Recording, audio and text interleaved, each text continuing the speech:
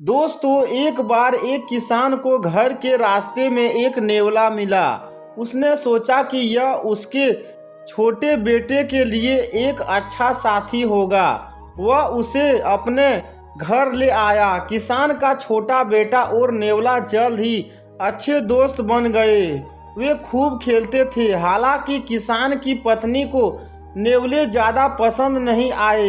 एक दिन किसान की पत्नी को बाजार जाना था। उसने अपने पति से बच्चे की देखभाल करने को कहा। किसान ने कहा कि चिंता मत करो, वह अपने बच्चे की देखभाल करेगा। फिर उसकी पत्नी चली गई। जल्द ही किसान को एक साहूकार ने बुलाया। साहूकार अपना पैसा वापस चाहता था।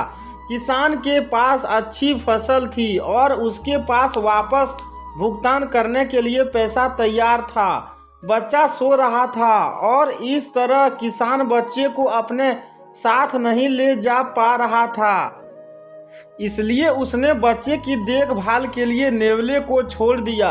कुछ देर बाद किसान की पत्नी फलों और सब्जियों की एक टोकरी लेकर वापस आई। उसने नेवले को घर के बाहर इंतजार करते देखा। उसने उसका चेहरा देखा और उसने पाया कि कुछ गड़बड़ है। उसने नेवले का चेहरा और पंजे देखे, वे खून से भर गए।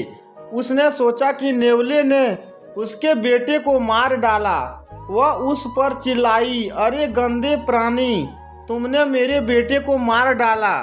वह रसोई और नेवले के सिर पर टोकरी मारी। वह दौड़कर अपने बेटे की ओर बढ़ी। अपने बेटे की जुल्म देख वह आराम से बैठी, लेकिन उसने देखा कि फर्श पर एक मरा हुआ सांप है। उसके टुकड़े टुकड़े हो गए। वह समझ गई कि नेवले ने सांप को मार डाला और उसके बेटे की रक्षा की, लेकिन उसे एहसास हुआ कि उसने क्या किया है। वह दौड़कर वापस नेवले के पास गई, आंखों में आंसू लिए। उसने उससे भारी टोकरी उठा ली। वफादार नेवला मर चुका था।